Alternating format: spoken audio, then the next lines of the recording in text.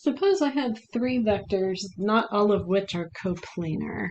So here's one that I'm going to call B. Here's one, let's call that one C. And then we have A.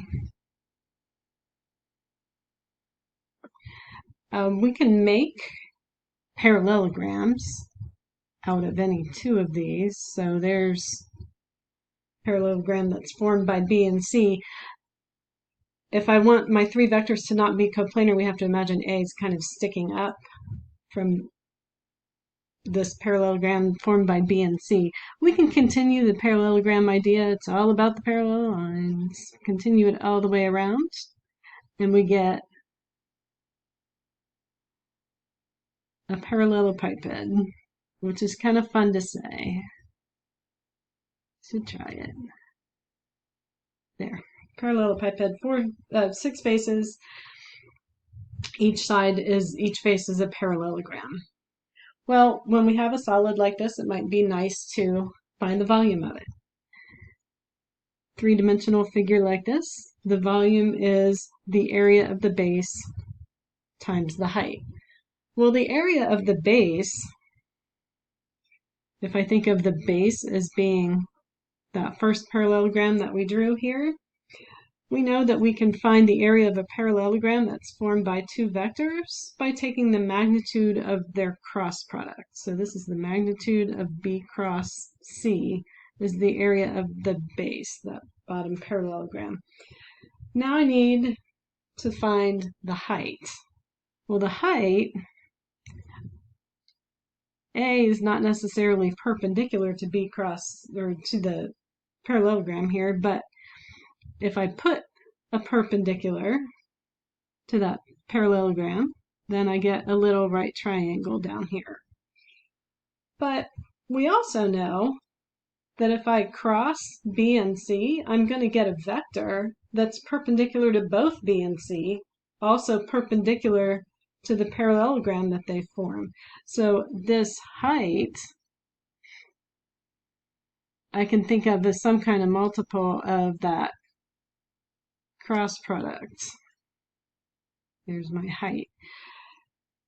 There's an angle between A and the height. Let's call it theta. I'm going to observe that the cosine of this angle theta is the height over the magnitude of A, the length of A, which means I can get an expression for the height by multiplying magnitude of A times the cosine of theta. Well, that's what we needed. We needed an expression for the height. There it is. So we'll tack on here magnitude of A times the cosine of theta. But look what we have now. I have magnitude times cosine of theta. That sounds like a dot product. The dot product of A and this other vector, B cross C. A dot product is a scalar, so that's a perfectly reasonable expression for a volume. There's our expression for the volume of this parallelepiped formed by three non-coplanar vectors. Well, that's lovely. We could do this by finding a cross product and then taking the result and doing a dot product with A.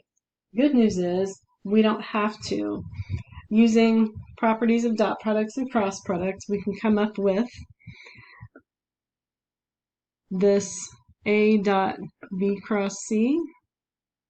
We can actually find all at once, like this.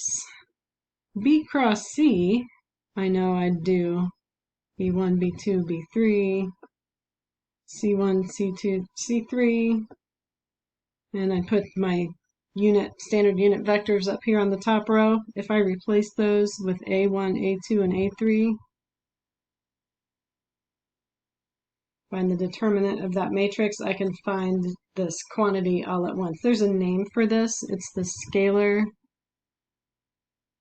triple product.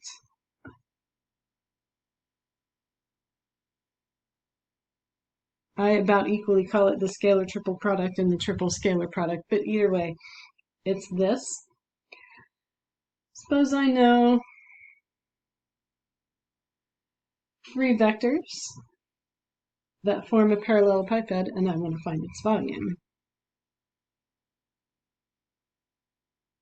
It's fun to say, but it's really long to write. And I forgot the of.